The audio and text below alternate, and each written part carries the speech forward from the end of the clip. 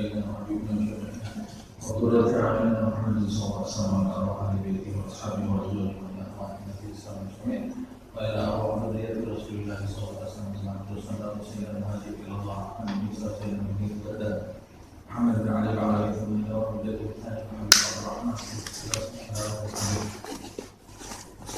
شاء الله وسلم على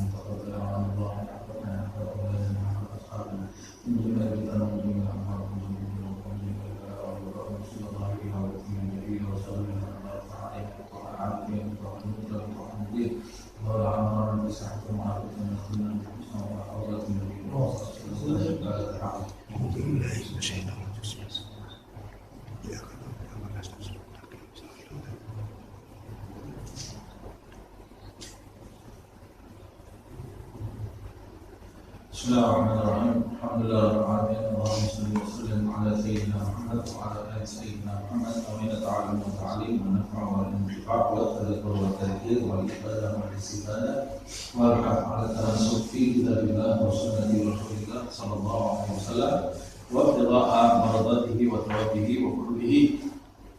Saya lanjutkan kajian kitab An-Nasaih Ad-Diniyah karya Al-Imam Abdullah bin Alawi Al-Haddad. Kita masih di dalam bab adab-adab zikir. Di pertemuan yang lalu kita sama-sama mengkaji sebagian dari adab-adabnya, di antaranya dalam keadaan suci menghadap ke arah kiblat dan berusaha semaksimal mungkin dan jika memungkinkan selalu menjaga adab-adab ini yang berkaitan dengan adab-adab secara lahiriah seperti menghadap kiblat dalam keadaan suci, mengenakan wewangian dan lain-lainnya. Tapi jika tidak mampu mewujudkan adab-adab itu secara lahiriah, umpamanya pada saat di jalan atau bekerja atau melakukan suatu kegiatan, hendaklah kita tetap terus berpikir walaupun tidak bisa menjaga adab-adabnya secara sempurna, sebab di dalam ayat Allah Subhanahu wa taala berfirman, "Fadhkurullaha qiyaman wa qu'udan wa 'ala junubikum." Ingatlah kepada Allah, berzikirlah menyebut nama Allah dalam keadaan berdiri, dalam keadaan duduk ataupun dalam keadaan tidur. Kemudian zikir ini hendaklah selalu kita ucapkan, kita basahi lisan kita dengan zikir, karena kelalaian itu mendatangkan berbagai macam penyakit, kata Imam Abdullah bin Al-Haddad, yaitu penyakit lahiriah. Siapa yang lalai maka celah bagi setan baginya untuk mengganggu lebih besar. Rasul Shallallahu Alaihi Wasallam juga bersabda, Inna syaitan jazimun ala qalbi al-abdi ala qalbil abdi fa idza dzakara Allah fanasa wa idza ghafila waswasalah. Setan itu bertengger di hati anak Adam. Jika anak Adam itu berzikir maka dia lenyap, menyelinap, lari dia. Jika dia lalai dari zikir, maka setan itu membisikkan kepada anak Adam itu hal-hal yang bisa menjauhkan dia dari Allah Subhanahu wa ta'ala. Nah, di sini Imam Abdullah bin Al-Haddad menyimpulkan keutamaan zikir itu di dalam halaman 228 yang akan kita bahas malam ini. Waqad 'addal ulama rahimahullah min fadail dzikri wa arjahiyatihi ala ghairihi min al-a'mal salihah. Sampai di sini gimana? Para ulama ini telah menyebutkan, semoga Allah merahmati mereka. Para ulama menyebutkan keutamaan zikir wa arjahiyatihi dan kelebihannya, keunggulannya ala ghairihi. Kelebihan keunggulan zikir daripada amal-amal soleh lainnya. Amal soleh itu ada banyak, di antaranya zikir. Nah, ulama ini mengumpulkan atau menghitung keunggulan zikir dibanding amal soleh yang lain. Apa keunggulan itu? Disebutkan pertama, annahu tumkinul mudawamata alaihi fi jami'il awqati wal ahwal.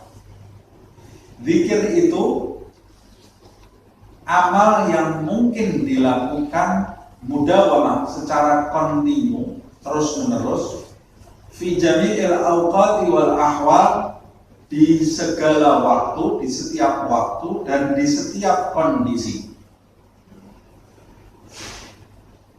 Saya mau ada di masjid bisa berzikir, saya mau di pasar bisa berzikir, saya bisa berzikir bahkan sampai di dalam kamar mandi sekalipun saya bisa berzikir.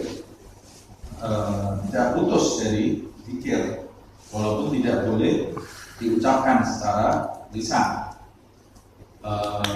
dalam segala kondisi dan dalam segala waktu. Saya bisa berzikir di pagi hari, saya bisa berzikir di waktu duha, saya bisa berzikir di waktu asar, saya bisa berzikir setelah asar, setelah subuh, saya bisa berzikir maghrib, saya bisa berzikir di waktu istiwa, umpamanya, dan di segala waktu.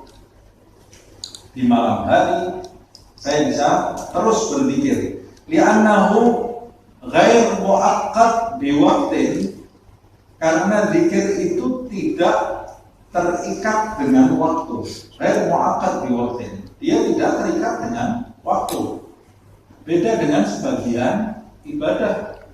Sebagian ibadah itu, sebagian amal terikat dengan waktu. Sholat terikat dengan waktu. Kemudian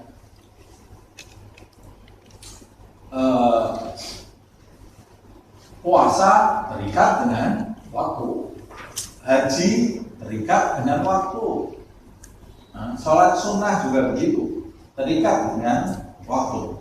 Zikir, kapanpun kamu bisa mengerjakan zikir, kapanpun semaumu kamu bisa mengerjakan zikir. Bal huwa ma'murun bihi 'ala dawam. Bahkan zikir itu bukan cuma tidak terikat waktu, bahkan zikir itu diperintahkan untuk selalu dikerjakan kontinu, tidak terputus. Di dalam ayat yang saya sebutkan di awal tadi, qiyaman wa qu'udan wa 'ala junubikum, artinya dalam kondisi seperti apapun kamu terus berzikir. Bukan cuma tidak terikat waktu, bahkan zikir itu diperintahkan dilakukan secara terus-menerus. Beda dengan ibadah yang lain. Sholat itu tidak boleh dilakukan terus-menerus. Di waktu-waktu tertentu sholat itu diharamkan oleh Allah Subhanahu wa Ta'ala. Umpamanya di waktu istiwa, selain di Mekah diharamkan, dan selain di hari Jumat diharamkan melakukan sholat. Di waktu setelah sholat subuh sampai terbitnya isyraq, sampai waktu isyraq maksudnya, diharamkan kita melakukan sholat. Setelah sholat asar sampai terbenamnya matahari, haram melakukan sholat. Imam Syafi'i sholat yang sebabnya di akhir yang diharamkan. Sedangkan Imam Hanafi mutlak semua sholat diharamkan. Semua sholat diharamkan. Beda dengan zikir. Puasa malah. Puasa tidak boleh kita berpuasa di malam hari. Puasa itu di siang hari. Plus di siang hari pun ada beberapa hari yang diharamkan kita berpuasa. Yang disepakati yaitu hari raya. 2 hari raya itu kita diharamkan berpuasa. Kemudian hari tasyrik diharamkan juga kita berpuasa tanggal 11, 12, 13 Dzulhijjah. Begitu juga melakukan haji tidak bisa continue. Kemudian wa yata'atahu al-muhdits wal junub. Bahkan orang yang dalam keadaan berhadas kecil wal junub, dalam keadaan janabah, dalam keadaan haid, dalam keadaan nifas, dia bisa tetap melakukan zikir. Bisa tetap melakukan zikir. Bahkan diperintahkan orang yang dalam keadaan janabah, terutama wanita yang dalam keadaan haid, wanita yang dalam keadaan nifas, diperintahkan untuk lebih gencar giat berzikir, sebab dia ketinggalan amalan-amalan besar seperti sholat. Wanita yang dalam keadaan haid, nifas, dia tidak boleh sholat, tidak boleh membaca Al-Quran dengan tujuan mencari pahala, tidak boleh bahkan menyentuh Al-Quran, membawa Al-Quran, tidak boleh tawaf, tidak boleh iktikaf di masjid, tidak boleh berpuasa. Terus apa ibadah yang harus mereka lakukan, yang bisa mereka lakukan? Zikir. Sebanyak-banyaknya mereka berzikir. Zikir ini tidak dilarang bagi wanita yang haid, bagi wanita yang nifas. Ini keunggulan zikir dibanding ibadah-ibadah yang lain. Wal masyghul wal farid. Zikir itu juga bisa dilakukan bagi orang yang sedang sibuk atau orang yang sedang apang. Wa yata'atal al-muhdits wal junub wal masyghul wal farid. Orang yang sedang dalam kondisi sibuk, sedang dalam umpamanya perjalanan, sedang dalam perkumpulan, dan yang dalam kondisi lapang. Tidak begitu dengan amalan-amalan selain zikir, sholat umpamanya. Kalau kita sedang sibuk, disibukkan dengan suatu kegiatan, bagaimana kita bisa sholat? Bagaimana kita bisa haji? Bagaimana kita bisa membaca Al-Quran? Padahal kita sedang sibuk. Bagaimana kita bisa umpamanya melakukan sholat sunnah? Ya, bisa. Tapi zikir, walaupun kamu dalam keadaan sibuk, walaupun kamu sedang dalam keadaan membawa mobil, di atas motor, di dalam bis, di pesawat, di kereta api, dalam keadaan sibuk lainnya, kamu tetap bisa berzikir, menyebut, mengingat Allah Subhanahu wa ta'ala, atau dalam keadaan lapang, lebih lagi dalam keadaan lapang. Wala hakadha ghairuhu minas salati wa shaumi wa tilawati. Tapi amal selainnya, ghairuhu, selain zikir, wala hakadha, tidak seperti itu. Contohnya salat, puasa, tilawatul Quran, seperti yang saya sebutkan tadi, tidak bisa dilakukan dalam keadaan sibuk. Tidak boleh juga dilakukan dalam keadaan berhadas kecil, berhadas besar, apalagi haid dan nifas. Puasa bisa dilakukan berhadas kecil, tidak membatalkan. Tapi haid dan nifas dilarang bagi orang yang haid dan nifas itu berpuasa. Wa afdalul a'mal as-salat, wa afdalul a'mal as-salat, wa hiya mamnu'ah fi nahwi thulutsin nahar. Sedangkan amal yang paling afdal salat itu, amal yang paling afdal itu kan salat. Yang paling utama itu salat. Amal ibadah yang paling utama salat.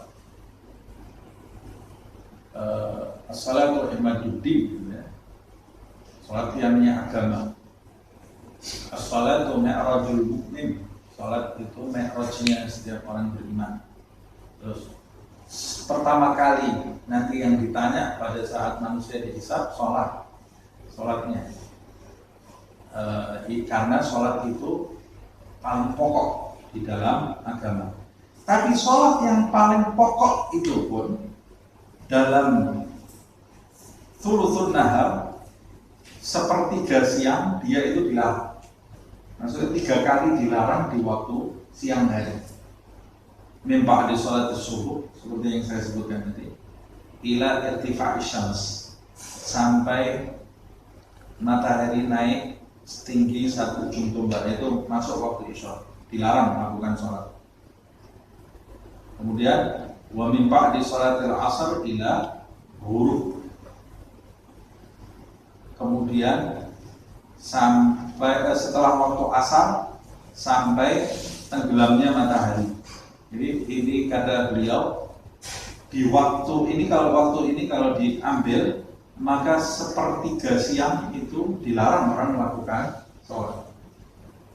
Sepertiga siang dilarang melakukan sholat. Jadi waktu dari sholat subuh sampai terbitnya matahari, sampai waktu isya, dan asar sampai terbenamnya matahari, itu kalau dikumpulkan itu sepertiga dari waktu siang semuanya. Dan sepertiga dari waktu siang itu lenyap, orang tidak bisa melakukan sholat, dilarang orang melakukan sholat. Padahal dia amal yang paling utama. Kenapa dilarang? Sudah, itu perintah dari Allah Subhanahu wa ta'ala. Ibadah itu ubudiyah, abad itu diperintah sholat, dilarang sholat ya tidak sholat. Itu menunjukkan ibadah itu bukan dengan hawa nafsu, tapi ibadah itu dengan ketundukan kepada Allah Subhanahu wa ta'ala. Bagian orang beribadah karena memenuhi hawa nafsunya, memenuhi egonya, sehingga menjadikan dia itu bangga dengan kebaikan-kebaikan yang dia lakukan. Nah, biasanya orang yang ibadahnya dilandasi dengan hawa nafsu, kemudian dia melihat amal baiknya yang melimpah, gitu ya, lalu dia bangga terhadap amal baiknya. Satu, dia tidak tunduk kepada Allah SWT. Amal baiknya tidak menjadikan dia tunduk kepada Allah SWT. Dua, dia menganggap dirinya lebih baik dari yang lain. Itu ciri-cirinya orang yang ibadah, tapi dengan ibadahnya menjadikan dia bangga. Sama seperti iblis. Iblis itu siapa yang ibadahnya lebih banyak dari iblis? Sampai dia yang dari golongan jin itu diangkat sama Allah, dari banyaknya ibadahnya itu diangkat, dikumpulkan bersama para malaikat. Padahal dia dari golongan jin. Allah sendiri yang menyebutkan di dalam Al-Quran, kana minal jin. Iblis itu dari golongan jin, fafasaqa, tapi dia jadi fasik, dikumpulkan dengan malaikat, dimuliakan karena ibadahnya yang banyak. Tapi Allah mau menunjukkan ternyata dengan banyaknya ibadah itu dia beribadah tapi tidak tunduk kepada Allah Subhanahu wa ta'ala. Jadi dia ibadah karena nafsu, bukan karena tunduk kepada Allah Subhanahu wa ta'ala. Bukan nyembah, tapi dia ibadah, dengan ibadahnya dia bangga terhadap dirinya Allah. Sehingga waktu diperintah oleh Allah Subhanahu wa ta'ala untuk sujud, seluruh malaikat dan termasuk iblis yang ada di tengah-tengah malaikat itu wastakbar. Kemudian dia merasa dirinya lebih baik dari selainnya. Ana khairun minhu khalaqtani min narin wa khalaqtahu min tin. Nah, kalau kita masih beribadah lalu kita merasa diri kita lebih baik daripada orang lain, berarti ada unsur-unsur ibadah yang dilandasi bukan karena ketundukan. Nah, urusannya orang lain itu urusannya dia dengan Allah SWT. Urusan ibadah kamu, urusan kamu dengan Allah SWT. Nah, Allah kalau mau bisa membalikkan situasi dalam seketik, dalam sekejap. Jangan pernah merasa diri kita ini lebih baik, lebih besar karena ibadah kita dibanding makhluk yang lain. Karena kita sama sekali tidak punya kuasa apa-apa. Kita bisa beribadah itu semata-mata karena pemberian dari Allah Subhanahu wa Ta'ala. Tadi kok saya membahas itu karena kan ada waktu dilarang sholat, ya kita nurut, jangan sholat di waktu itu. Nah, ini menunjukkan sholat yang paling utama pun, ibadah amal yang paling utama pun tidak bisa dikerjakan secara kontinu. Wa min ba'di sholatil asr ila ghurub. Wassaum, begitu pula puasa. Mamnu'un illa fi nahar, dilarang kecuali di siang. Tidak ada puasa malam. Puasa itu siang, dilarang. Kalau orang tidak makan, tidak minum, niat puasa di malam hari, ikut ajarannya siapa? Dia ikut ajaran siapa? Kecuali dia, saya tidak niat puasa, kalau saya bukan niat ibadah, saya cuma diet saja atau menjaga kesehatan, tidak ada salahnya. Tidak ada salahnya. Tapi kalau saya niat ibadah karena Allah, puasa mulai tenggelam matahari sampai terbitnya matahari, kamu untuk apa? Kamu tidak boleh. Kalau mau ibadah puasa dari mulai terbitnya matahari sampai tenggelamnya matahari. Wa qiraatul Qur'an al-Karim, membaca Al-Qur'an yang dimuliakan oleh Allah Subhanahu wa Ta'ala. Wah, ini ibadah yang luar biasa. Tapi dia mamnu'atun ala sahibil janabah wa ghair mahbubah min sahibil ashghal. Al-Quran yang dimuliakan oleh Allah itu, yang ketika kita membacanya maka kita melakukan ibadah yang agung, itu dilarang oleh Allah Subhanahu wa Ta'ala bagi sahibul janabah, bagi orang yang sedang junub. Zikir tidak dilarang. Wa mamnu'ah wa ghair mahbubah min sahibil ashghal, dan tidak dianjurkan bagi orang yang sedang disibukkan dengan sesuatu, sehingga menjadikan allati tufarriq al-qalb bihaits la yajtami' ma'aha qalbuhu, disibukkan dengan sesuatu yang bisa memecah fokus hatinya, sehingga hatinya itu tidak bersama dengan bacaan Al-Quran tadi. Jadi dia sekedar membacanya saja, itu ghair mahbubah, tidak pantas gitu ya. Tidak pantas. Jadi kapan saya ini membaca Al-Quran? Ketika hati kamu bisa fokus baca Al-Quran. Ketika hati kamu masih disibukkan dengan sesuatu, jangan baca Al-Quran. Kalau mau baca Al-Quran ya harus cari waktu yang kamu itu bisa fokus, sebab itu kalamullah, firman-Nya Allah Subhanahu wa Ta'ala. Wa dzalika li hurmatil Qur'an wa jalalatihi. Semua itu karena kehormatan Al-Quran dan kebesarannya. Wa amma dzikir, sedangkan zikir, faqad wassa'allahu ta'ala al-amra fihi, sedangkan zikir Allah Subhanahu wa Ta'ala dalam ibadah ini Allah melunakkan, memperluas memperluas kesempatan untuk berzikir. Tidak seperti ibadah yang lain yang dalam kondisi atau waktu tertentu dilarang. Kalau zikir diperluas oleh Allah Subhanahu wa Ta'ala, dimudahkan, diberikan kesempatan bagi setiap orang melakukan zikir kapan saja, walaupun tidak berwudu. Walaupun tidak berwudu. Rahmatan li ibadihi wa minnatan alaihim, sebagai wujud rahmat dan karunia Allah Subhanahu wa Ta'ala kepada hamba-Nya. Padahal yang zikir itu disebut namanya Allah Subhanahu wa Ta'ala. Harusnya kita ketika menyebut nama Allah itu harusnya kita dalam keadaan suci, dalam keadaan di waktu yang baik, dalam keadaan fokus, dalam keadaan di tempat-tempat yang bersih. Tapi Allah Subhanahu wa Ta'ala memperluas kesempatan ini, karena Allah menginginkan setiap hambanya ini selalu dalam keadaan ingat, tidak dalam keadaan lalai, ibadah apa yang bisa saya lakukan supaya saya ini bisa selalu ingat, tidak dalam keadaan males sedikit pun di umur saya. Sholat, tidak bisa. Puasa, supaya saya harus ingat, tidak bisa. Saya harus baca Al-Quran terus supaya saya ingat terus, tidak bisa.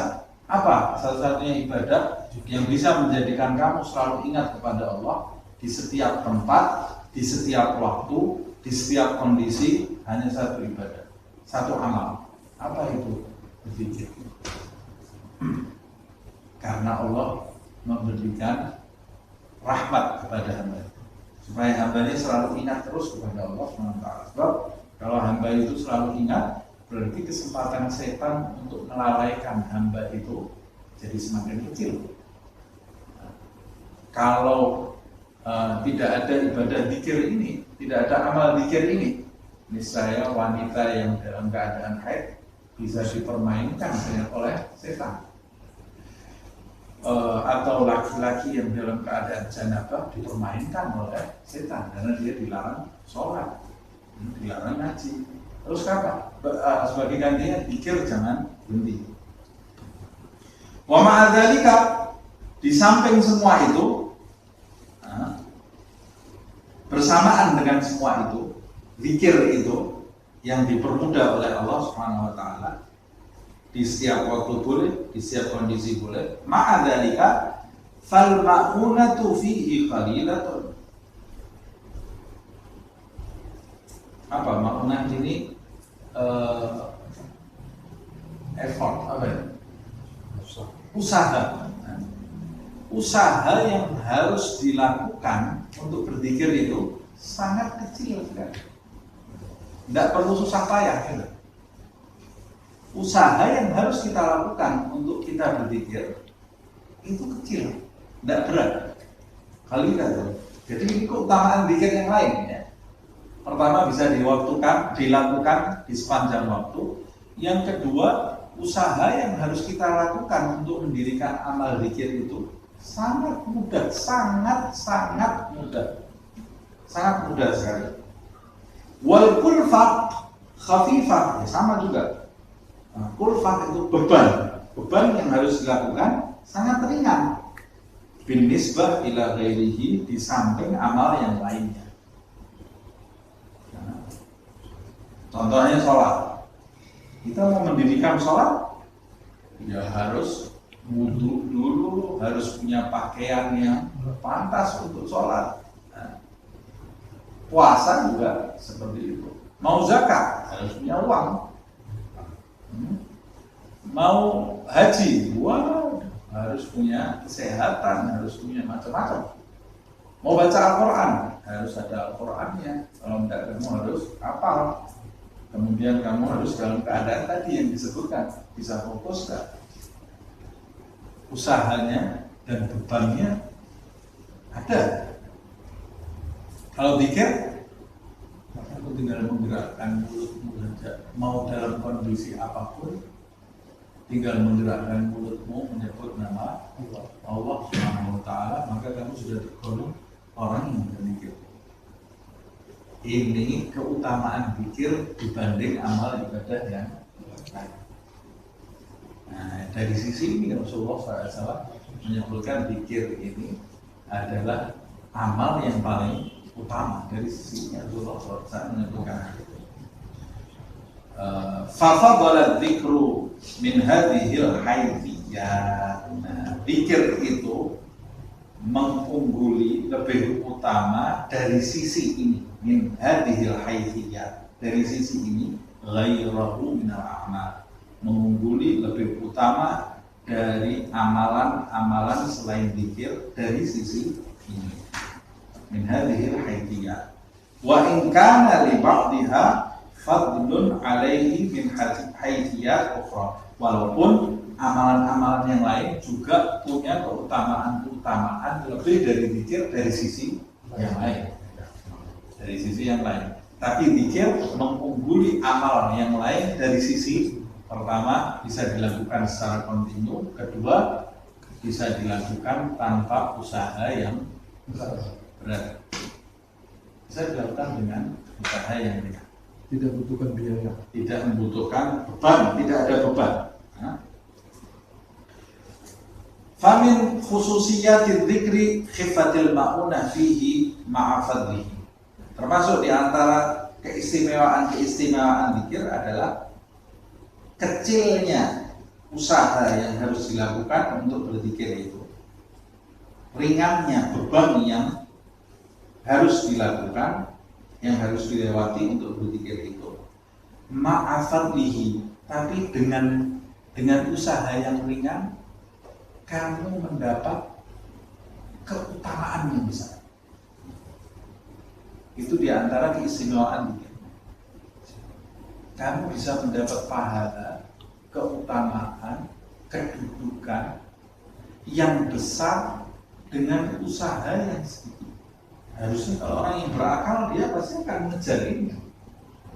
Dia pasti akan mengejar ini. Wah, ini ringan, tapi bisa potong jalan, saya bisa sukses seperti ini. Kalau saya lakukan, saya bisa sukses, cepat ini suksesnya. Nah, itu harusnya kamu kejar. Kamu harus mengejar itu. Dalam dunia bisnis kan seperti itu. Dunia bisnis itu bagaimana kita mengeluarkan biaya atau modal sekecil-kecilnya dan bisa mendapatkan keuntungan yang sebesar-besarnya. Nah, sebesar-besarnya itu dalam dunia bisnis. Tapi kita kan ini tijarah lan tabur, berdagang kepada Allah Subhanahu wa taala yang tidak mungkin rugi. Tapi saya mau usahanya yang kecil, yang mudah bagi saya dan bisa mendatangkan keuntungan yang besar. Apa itu? Usaha apa itu? Amal apa itu? Zikir ini. Kamu cuma gerakkan mulut kamu terus sama hati kamu, berusaha menghadirkan hati kamu, akan mendatangkan pahala yang besar dari Allah Subhanahu wa taala, dan bisa mendatangkan pengaruh yang dampak yang baik di dalam hidupmu. Salah satu contohnya dalam riwayat, kalimatan khafifatani fil lisan, thaqilatani fil mizan, habibatani ila rahman, subhanallah wa bihamdihi, subhanallahil azim. Kalimatan, ada dua kalimat, khafifatani fil lisan, tidak perlu susah, tidak ada beban, ringan di lisan kamu. Kalau kamu ucapkan enteng. Tapi keutamaannya thaqilatani fil mizan, kalimat itu berat nanti ditimbangkan.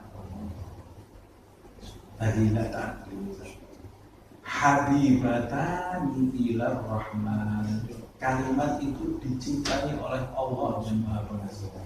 Apa itu ya Rasulullah? Subhanallah wa bihamdihi, subhanallahil azim. Dapat amalan yang berat. Kalau kita ucapkan 10 kali aja setiap hari, subhanallah wa bihamdihi, subhanallahil azim. Usahanya 10 itu ringannya luar biasa, tapi efeknya besar. Bagaimana kalau kita terus mengucapkan sehari-hari? Gampang dan mendatangkan manfaat yang besar, nanti ditinggal sama banyak orang. Ditinggal sama banyak orang karena kebodohannya, termakan bujuk rayu setan, termakan bujuk rayu nafsu, termakan bujuk rayu dunia, gemerlap dunia, sehingga dia memilih mengeluarkan dari lisannya kata-kata yang tidak ada manfaat, yang nanti di mizan, di timbangan tidak ada apa-apanya, tidak ada artinya. Atau yang lebih parah lagi, memilih mengucapkan kata-kata yang memperberat timbangan amal buruknya karena kebodohan dia. Nah, manusia yang jiwanya mengarah kepada hal-hal yang fana, hal-hal yang rendah, karena jiwanya berpaling dari hal-hal yang mulia, hal-hal yang tinggi, jiwanya ini berpaling dari kedudukan, kekayaan spiritual, rohani, ukhrawi, berpaling dari hal-hal seperti itu, dia maunya menuju kepada hal-hal yang buruk, hal-hal yang rendah, yang hewani, yang fana. Ya dia kalimat yang sebetulnya ringan diucapkan, itu dia menjadi malas mengucapkannya. Malas. Kalau diajak berpaling, mau mengucapkan kalimat-kalimat selain itu, keluar dari mulutnya. Tapi kalau diajak zikir, males. Sama seperti itu, orang yang sudah menghadapkan jiwanya menuju kepada Allah Subhanahu wa Ta'ala, diajak ngomong hal-hal yang tidak ada manfaatnya, ya males ya. Males ya. Ya dia akan terus zikir, terus berzikir, apalagi diajak mengucapkan kata-kata yang haram. Wah, dia akan merasa jijik dengan kata-kata seperti itu. Terusik, telinganya akan terusik mendengar kata-kata yang haram. Sebaliknya orang yang setan berbentuk manusia, ya, yang berpaling dari Allah Subhanahu wa Ta'ala, ya dia seperti setan. Setan itu kalau ada orang baca zikir, lari gitu. Khamnas, kata Rasulullah SAW. Kalau ada orang ngobrol yang tidak ada manfaatnya, ngobrol yang haram, asyik dia tutup. Begitu orang buka Al-Quran, Bismillahirrahmanirrahim, atau orang ayo kita baca zikir, La ilaha illallah, dia orang pertama kali berdiri tidak menolak. Setan berwujud manusia. Ya. Dan kita juga ada makhluk setan berwujud manusia. Kalau kita di dalam zikir, majelis zikir terseksa, itu berarti setannya masih kuat di dalam diri kita. Terus apa yang harus saya lakukan? Jangan dituruti. Biar setannya hilang, duduk terus, paksa sampai rohani kita itu menjadi kuat, menjadi jernih hati kita. Tapi kalau kita ikuti terus, lisan kita malas zikir, kita bebaskan, ya lama-lama sisi hewani di dalam diri kita ini akan menguat, dan sifat-sifat syaitan di dalam diri kita ini akan menyelimuti hidup kita.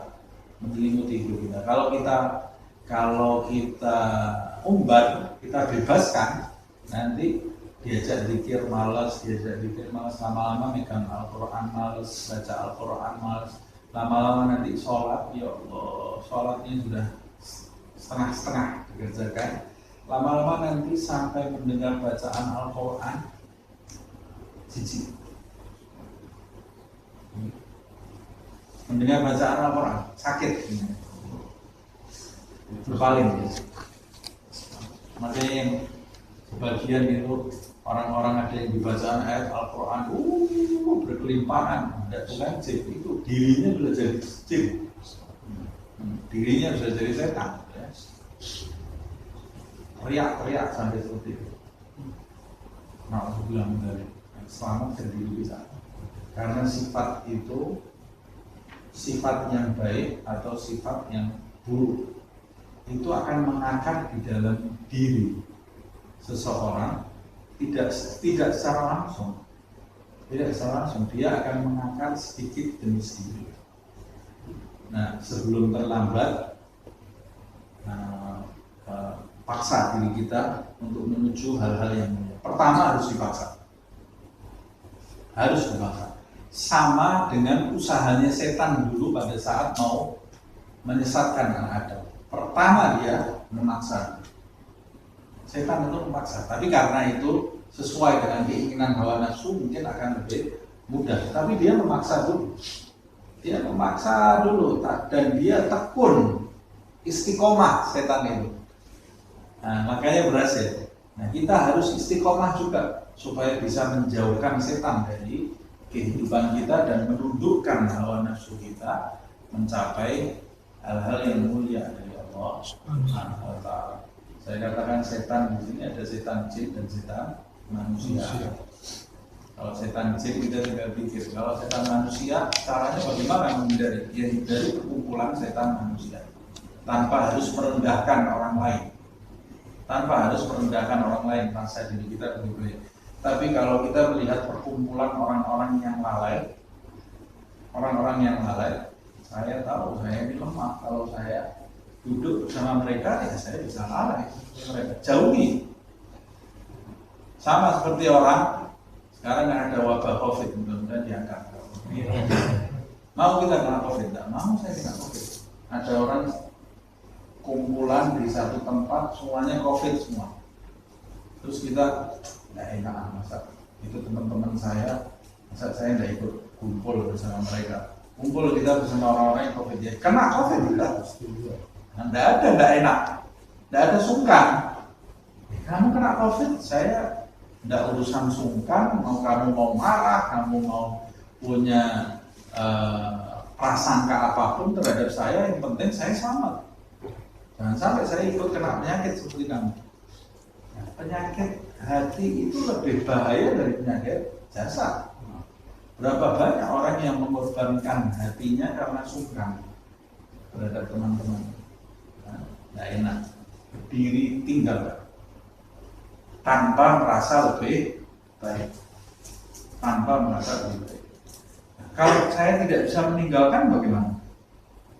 Saya berada di dalam situasi tidak bisa meninggalkan, umpamanya di dalam kendaraan umum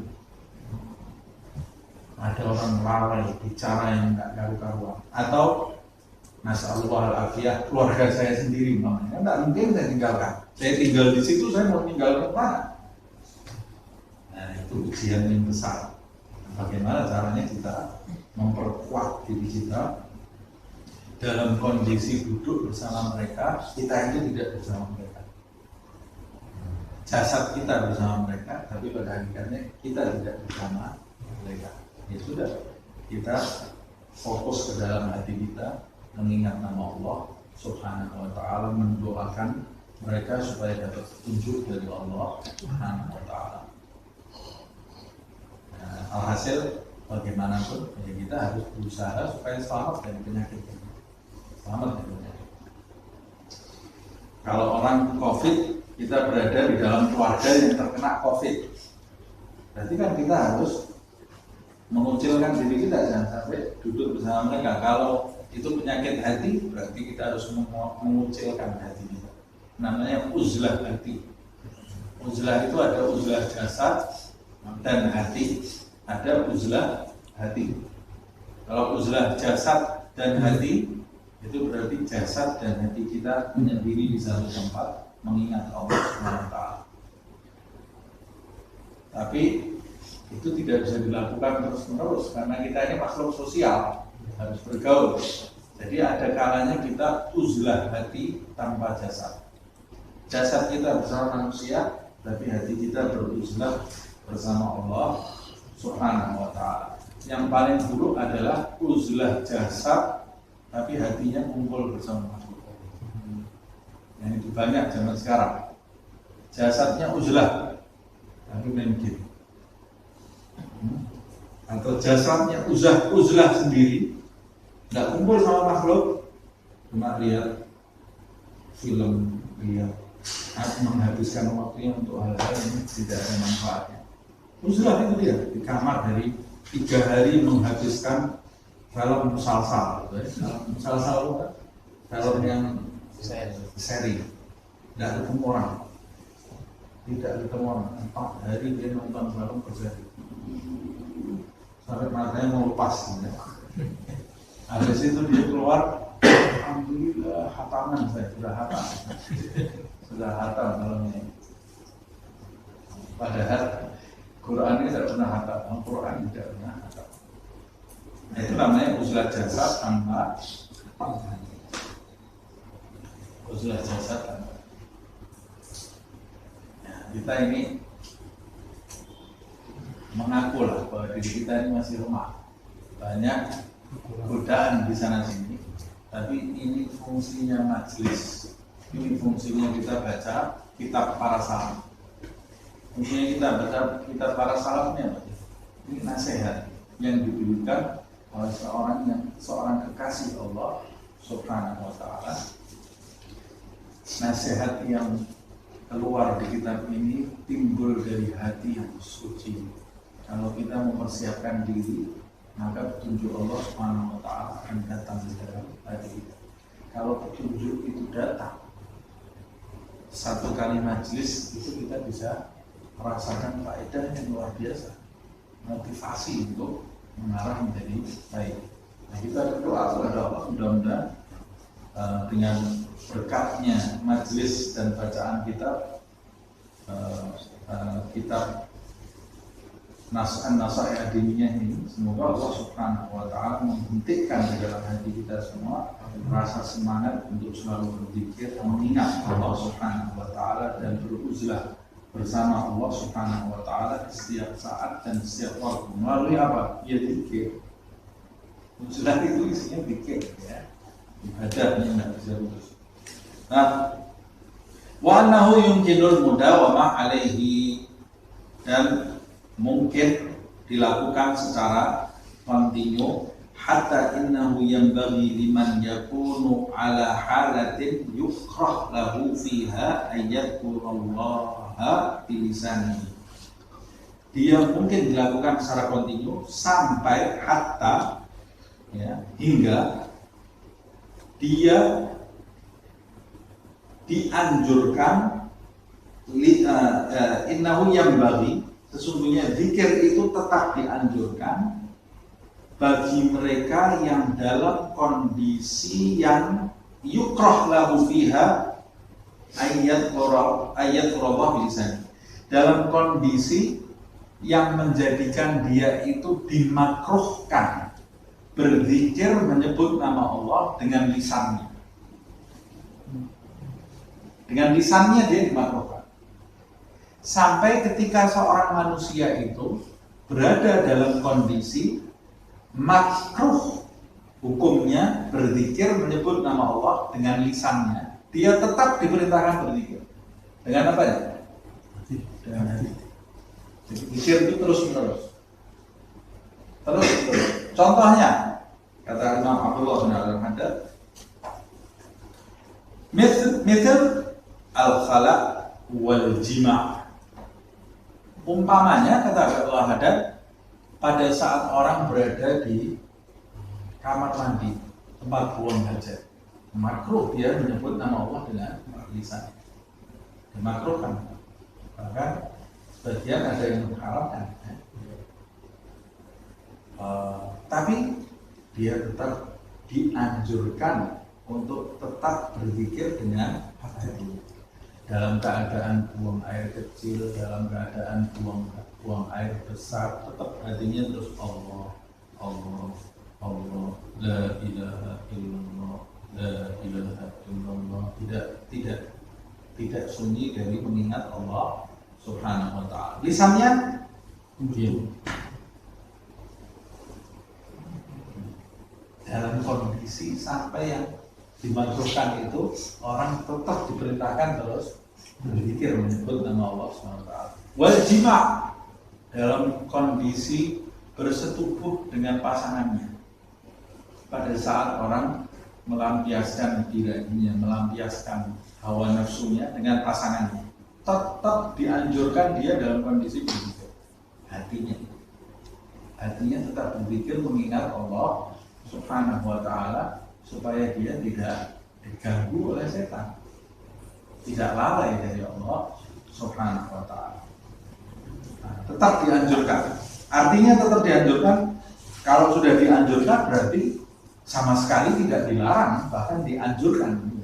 Jadi harusnya tidak ada yang bertanya, Ustaz, boleh nggak saya tetap berzikir dengan hati pada saat saya buang air besar atau buang air kecil atau pada saat berjima?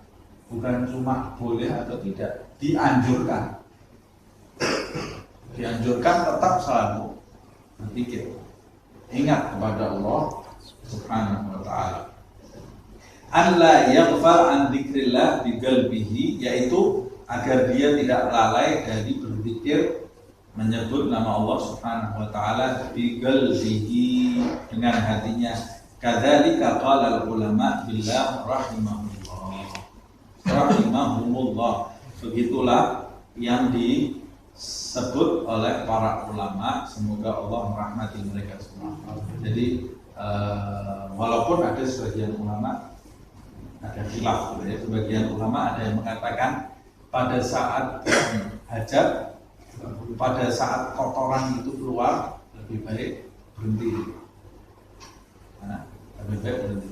Tapi sebagian ulama kita tidak ada berhenti. Tetap hati itu tetap selalu ingat kepada Allah Subhanahu wa ta'ala. Selalu ingat kepada Allah Subhanahu wa ta'ala. Fala tazal rahimakallah zakiran. Maka hendaklah kamu terus menerus, semoga Allah merahmatimu.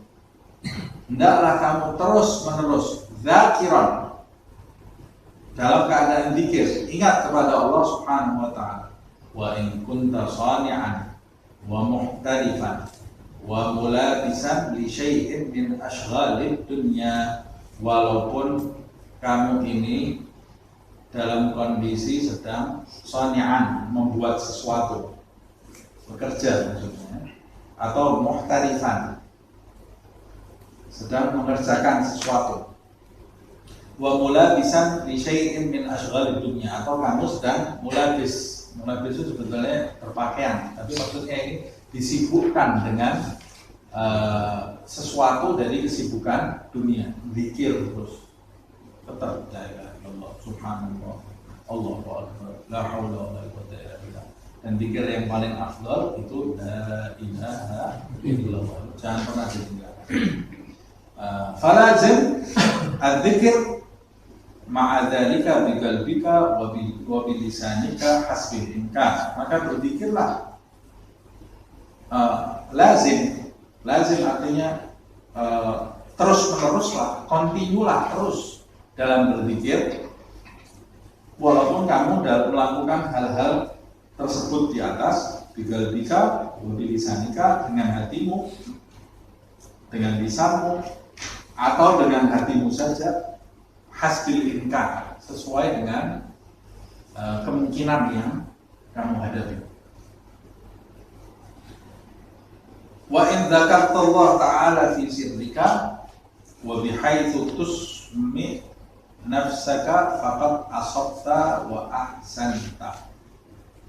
Tapi kalau kamu berzikir fi sirrika, dalam dirimu, hingga tusmi' nafsaka, zikirnya pelan, tapi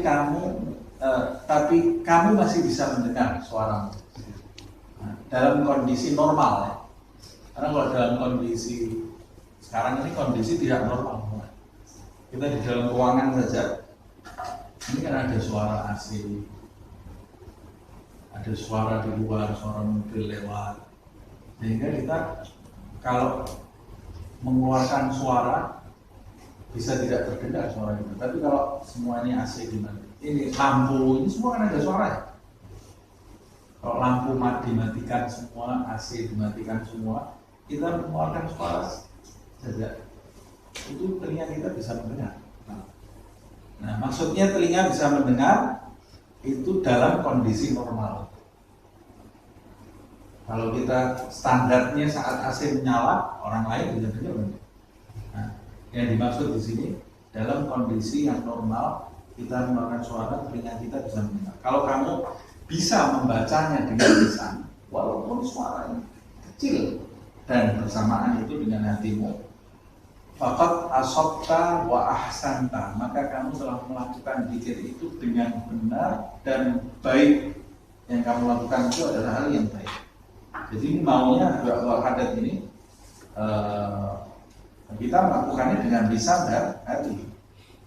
Qala alaihi salatu wassalam, khairul dzikri al-khafi. Kata Rasulullah SAW, sebaik-baik zikir itu yang dilakukan yang khafi. Khafi itu dengan suara yang tidak keras, pelan.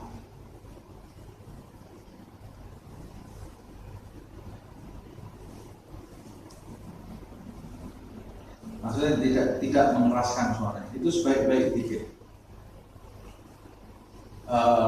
Artinya sebaik-baik zikir pada kebanyakan waktu. Walaupun dalam beberapa waktu zikir keras itu lebih bagus. Tapi di sebagian besar waktu zikir pelan itu malah justru lebih bagus. Khairul zikir al-khafi wa khairul rizq ma yakfi. Dan sebaik-baik rezeki adalah yang mencukupi. Sebaik-baiknya berkah maksudnya. Sedangkan sebaik-baik zikir itu yang tidak keras. Wa fil ayatil karimah disebutkan di dalam ayat Al-Qur'an wadhkur rabbaka. Zikirlah, sebut nama Tuhan fi nafsika, di dalam dirimu. Tadarruan. Apa tadarru? Dalam keadaan rendah hati. Wa khifatan, dalam keadaan tunduk takut. Wa dunal jahri. Nah, lihat, dunal jahri. Dan tidak mengeraskan suara. Dunal jahri minal qauli, tidak mengeraskan ucapan kamu, zikir kamu gitu. Bil huduwi wal asar, di pagi dan petang. Wala takun minal ghafilin, dan janganlah kamu termasuk orang-orang yang zikir terus. Wa in jaharta bidzikri ma'al ikhlas lillah fihi wa lam tashus bisabab dalika ala musallin wala qari'in fi hayth taslit alaihi salatuhu wa qira'atuhu wala ba'sa bihi. Tapi kalau kamu mau mengeraskan suara kamu, bagian orang itu dengan mengeraskan suara, dengan mengeraskan suaranya dia mendapat beberapa manfaat. Yang pertama motivasi. Saya kalau dikirnya pelan-pelan duduk. Bagian orang itu ya kalau dikirnya pelan-pelan lama-lama tidur. Ya, tidur saya. Jadi bagaimana? Saya kalau dikir harus keras. Subhanallah, subhanallah, subhanallah, harus gitu. Pertama, menambah motivasi saya. Kedua, zikir keras itu buat saya justru saya bisa fokus. Malah justru bisa lebih fokus. Nah, kalau kamu harus melakukan zikir keras, kata Habib Abdullah Haddad, ada syaratnya. Pertama, kamu harus ikhlas. Kalau mau zikir keras, orang-orang semua duduk di situ, kamu umpamanya Subhanallah wa bihamdih, Subhanallahil azim, keras. Pertama syaratnya, ada syaratnya. Pertama kamu harus ikhlas. Bukan karena ingin disebut baca orang soleh, bukan karena itu ya. Bukan karena itu, atau ya orang profesor, atau ini wajah saya bercahaya wali saya ya. Bukan karena itu. Atau bukan mau unjuk gigi saya hafal ada hebat, tidak ikhlas. Nomor satu syaratnya ikhlas. Yang kedua, walam tasyus bisababi dzalika ala musallin wala ghariin. Dengan zikir kerasmu itu, sebab zikir kerasmu itu tidak mengganggu konsentrasi orang yang sedang sholat atau orang yang sedang membaca Al-Quran. Bagaimana taunya? Bihayth takhlid alaihi sholatuhu wa qira'atuhu. Kalau kamu baca keras sampai dia ini terganggu sholatnya, jadi ngawur. Tadinya harusnya rukuk baca subhanallahil azim wa bihamdihi, dia malah baca tasyahud. Gara-gara bingung nih sama zikir keras ini. Atau sampai dia lupa rakaat, atau tadinya baca Al-Quran dia baca Yasin atau Kahfi, hafalan mungkin ya, dia bacanya hafalan Yasin Al-Quran yang masuk ke surat lain. Gara-gara ini bacanya kerasan, ini tidak boleh, haram kalau sampai mengganggu orang lain. Kalau tidak mengganggu, la ba'sa bil jahr, tidak ada masalah. Jadi bagusnya bagaimana? Bagusnya Ya kamu pada saat jahar itu, setelah kamu mengikhlaskan niatmu, bagusnya tidak ada orang sholat, tidak ada orang ngaji dengan dirimu. Begitu ada orang sholat, orang mau sholat sunnah, pelankan sholat. Ada orang buka Al-Quran, mau ngaji, pelankan sholat. Jadi, nanti kalau sudah selesai sholatnya, baru zikir keras lagi. Supaya kamu nanti tidak menanggung kalau sholatnya dia ini terganggu karena zikir kamu yang keras. Fala mana minhu bal huwa mustahab wa mahbub. Kalau tidak ada yang terganggu dan kamu bisa ikhlas, maka tidak ada larangan dari zikir jahar itu. Bahkan itu juga termasuk sunnah dan mahbub dan juga hal yang disukai. Lebih-lebih lagi kalau suaranya keras di jamaah seperti yang dilakukan oleh Rasulullah SAW dan para sahabat. Kalau habis sholat, Nabi Muhammad SAW itu berzikir jamaah bersama-sama. Yang diriwayatkan oleh Abbas atau Abdullah bin Abbas Sayyidullah Bukhari, kata beliau, saya mengetahui bahwa sholat itu sudah selesai, jamaah sholat itu sudah selesai di masa Rasulullah SAW ketika saya mendengar gemuruh suara jamaah zikir. Suaranya dari luar kedengeran, oh ini sholatnya sudah rampung. Nah, berarti zikirnya mengeraskan suara sambil jamaah. Boleh zikir berjamaah atau seperti yang dilakukan oleh beberapa kelompok istighosah bareng-bareng la ilaha illallah, zikir baca tahlil bareng-bareng, boleh tak? Boleh. Mustahab, mahbub, karena itu menambah semangat dan bisa fokus. Asalkan pertama ikhlas, kedua tidak mengganggu orang yang lain.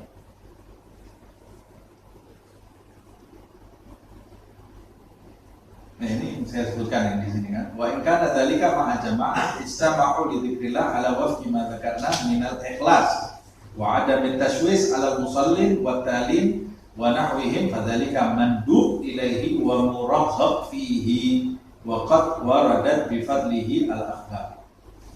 Nah, jika dilakukan bersama sekelompok atau jamaah bareng-bareng berzikir dengan suara keras tapi dengan syarat seperti yang saya sebut di atas, yaitu ikhlas dan tidak mengganggu jamaah yang sedang sholat dan tidak mengganggu orang yang sedang membaca Al-Quran, maka perbuatan seperti itu termasuk sunnah dan muraghab fihi, dianjurkan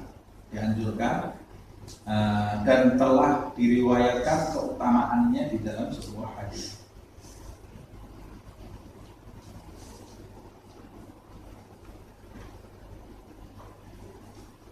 Apa riwayatnya? Qala alaihi salatu wassalam, Rasulullah SAW bersabda, "Majtama'a qaumun fi baitin min buyutillah." Tidaklah berkumpul sekelompok kaum.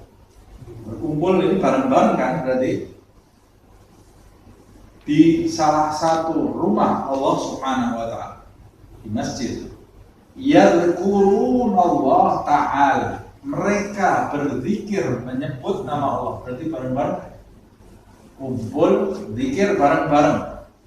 Yuriduna bidzalika wajh Allah ta'ala.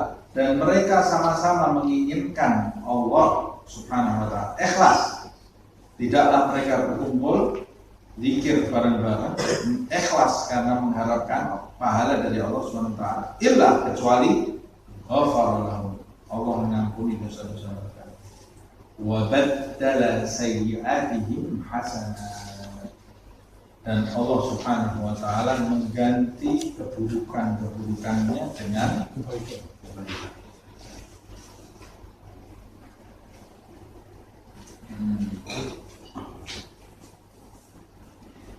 Wa qala sallallahu alaihi wasallam ba'da qaumin yadhkuruna Allah ta'ala illa haffatuhumul malaikah wa ghasyiyatuhumur rahmah wa nazalat alaihim sakinah wa dzakarahumullah fi man indah. Dalam riwayat yang lain, tidaklah sekelompok kaum duduk bersama-sama mengingat Allah Subhanahu wa ta'ala kecuali hafathumul malaikah, malaikat semuanya meliputi orang-orang tersebut. Wa ghasyiyatuhumur rahmatu, dan mereka kemudian diguyuri oleh rahmat Allah Subhanahu wa taala, diliputi oleh rahmat Allah Subhanahu wa taala. Wa nazalat alaihimus sakinah, dan turun kepada mereka semua ketenangan. Wa dzakarahumullahu fi man indah, dan mereka akan disebut satu-satu namanya oleh Allah Subhanahu wa taala di hadapan siapapun yang ada di sisi Allah Subhanahu wa taala. Wa qala alaihi salatu wassalam, riwayat yang lain Rasulullah SAW bersabda, "Idza marartum bi riyadil jannah farta'u." Kata Rasulullah, kalau kalian melewati taman surga, maka singgahlah di taman surga itu.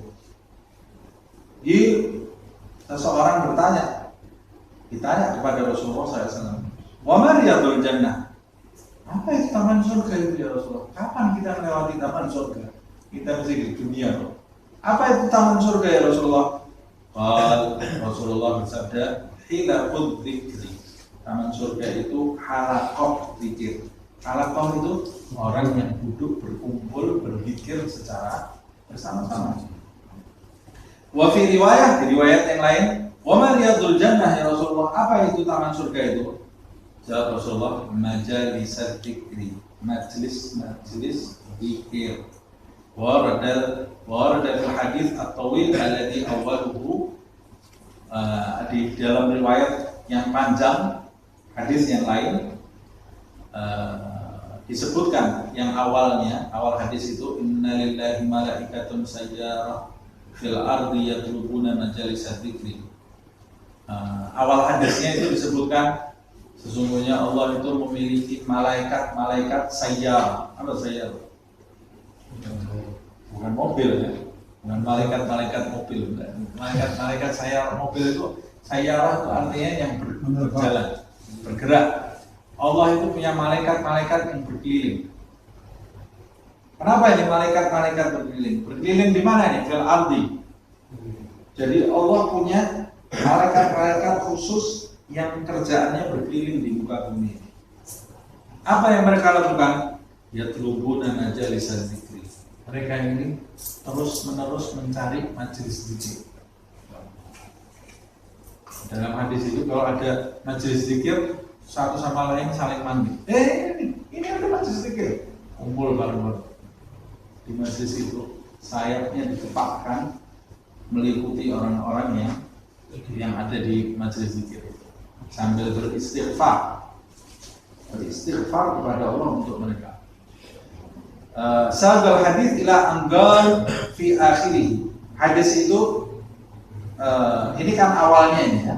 Jadi tidak dikutip seluruh hadis itu karena kata Habib Allah Haddad ini hadisnya panjang.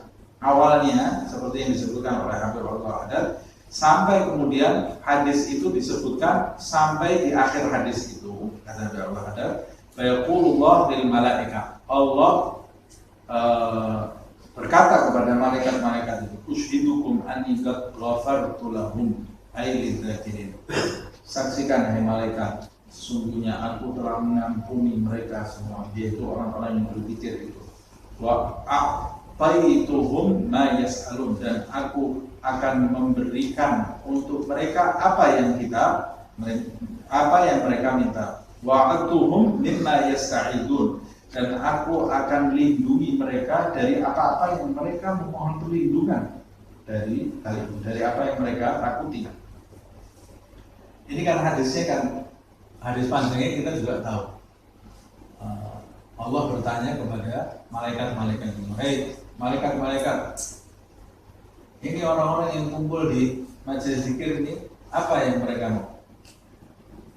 Yang mereka minta ya Allah, mereka ini memohon ampun kepada-Mu ya Allah. Apa yang mereka minta? Mereka minta surga-Mu. Sudah lihat surgaku mereka? Belum, kata malaikat. Bagaimana kalau aku tunjukkan surga? Pasti mereka akan lebih bersemangat lagi dalam meminta. Apa yang mereka takut? Kata Allah, padahal Allah Maha Tahu. Dialog itu kan, ya terus kok Maha Tahu, kenapa Allah tanya? Ya kalau Allah nggak tanya, kita dari mana bisa tahu? Allah tanya itu supaya kita manusia tahu. Jadi boleh orang bertanya supaya orang lain tahu.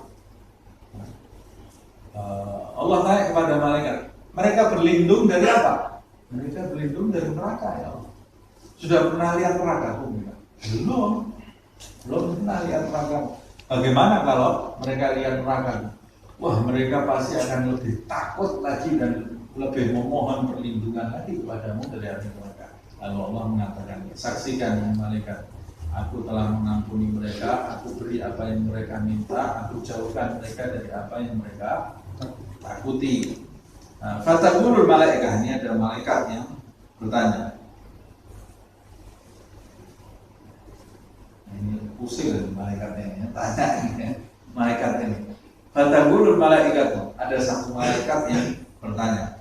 Kan Allah bilang, aku ampuni semua yang hadir, aku kasih surga aku semua yang hadir. Tapi ada malaikat yang tanya. Fataqulul malaikat ini, fulanun abdul khata'un. Ya Allah, kamu mau ngampuni semua, kamu mau kasih surga semua yang hadir di majelis ini, kamu mau jauhkan semua orang yang hadir di majelis ini dari api neraka. Fulanun abdul khata'un. Padahal Allah kan maha tahu. Padahal itu ada yang hadir di antara yang mereka yang hadir itu ada satu orang hamba yang banyak salahnya, khata'un, banyak salahnya. Wa innama marra fajalas ma'ahum. Dan dia itu tidak ada niat hadir sebetulnya, kata malaikat.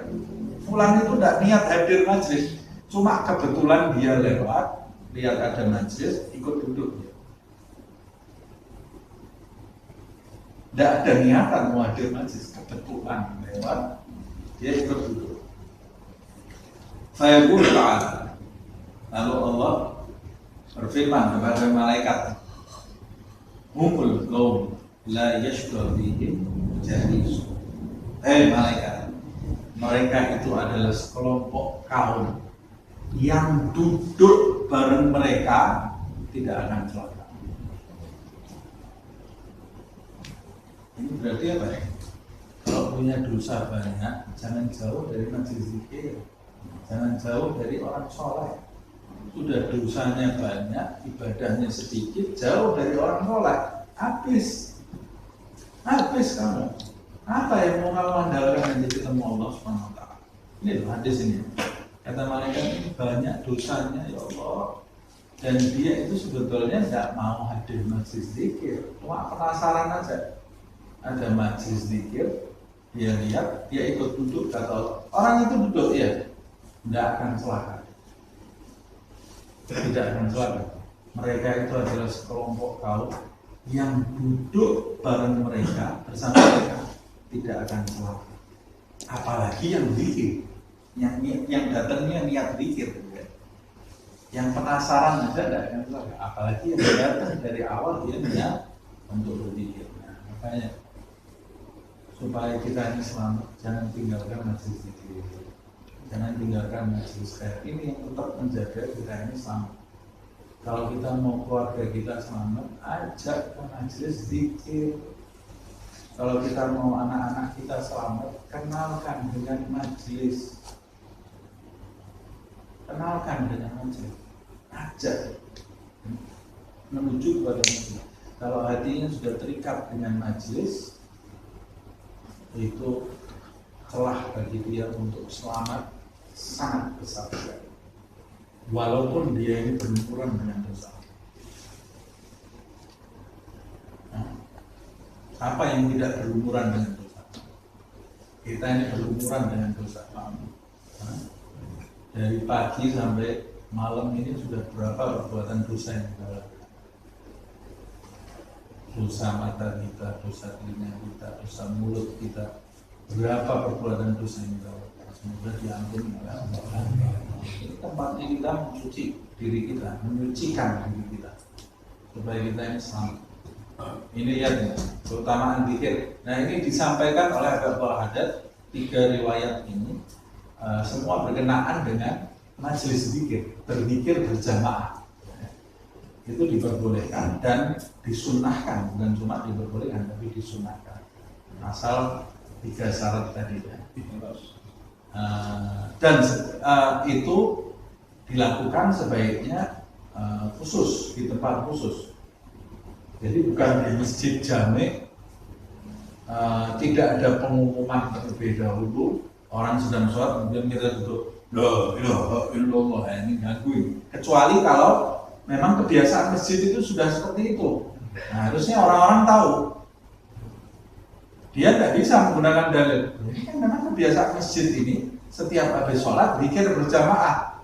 Zikirnya belum selesai orang berdiri sholat. Dia ngomong, ini orang ganggu sholat saya. Kamu yang musik. Kamu sudah tahu kebiasaannya seperti itu. Ya kamu seharusnya nunggu dulu zikir ini selesai, baru kemudian kamu sholat. Jangan salahkan orang-orang itu. Nah, atau kamu pindah zikir di rumah sana, sholat di rumah sana. Nah, kemudian ada perkumpulan namanya sudah diumumkan jam sekian tanggal sekian kita akan zikir berjamaah akan zikir berjamaah. Sudah ada pengumumannya, kemudian saya datang dulu baca Al-Quran. Bismillahirrahmanirrahim. Orang ini zikir, astagfirullah, mengganggu. Kamu yang salah. Kamu bisa baca Al-Quran di tempat lain kok. Ini sudah berencana mau zikir berjamaah, kamu datang ke situ baca Al-Quran. Kamu yang salah, bukan orang itu yang salah. Nah, ini zikir berjamaah ini khususnya di zaman ini itu penting karena kebanyakan orang ini di zaman ini karena lemahnya motivasi kalau datang berjamaah itu semangatnya menjadi bertambah, dan itu termasuk perbuatan sunnah juga dilakukan oleh Rasulullah SAW dan para sahabatnya, dan bahkan Nabi meriwayatkan hadis ini yang mengindikasikan zikir secara berjamaah.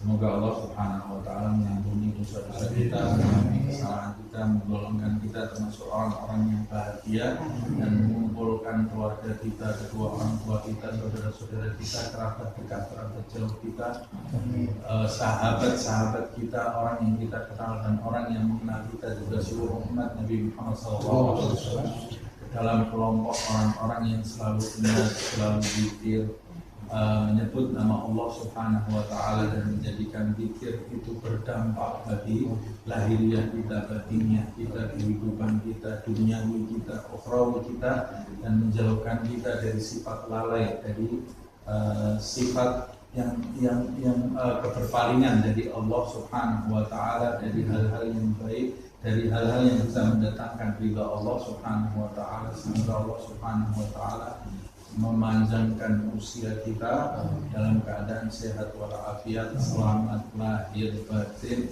dan dijadikan sisa umur kita sisa umur yang penuh dengan rahmat, ampunan, dan ridha Allah Subhanahu wa Ta'ala. Amin ya rabbal alamin. Al-Fatihah.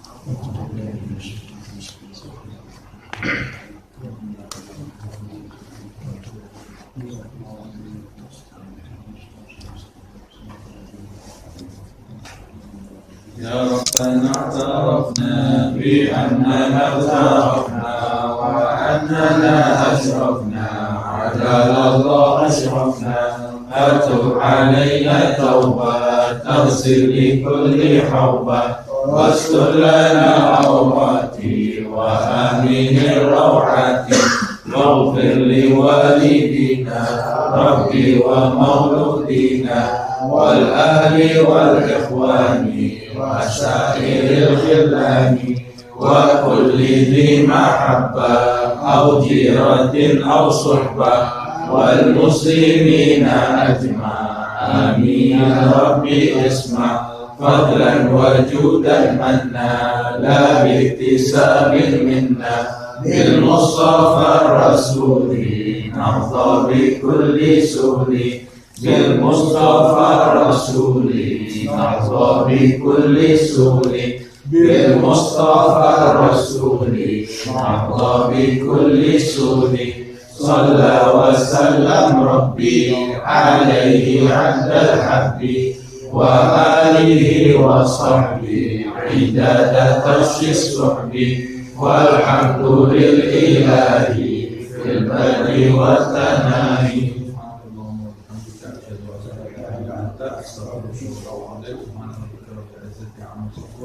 Wassalamu ala mursalin walhamdulillahi rabbil alamin.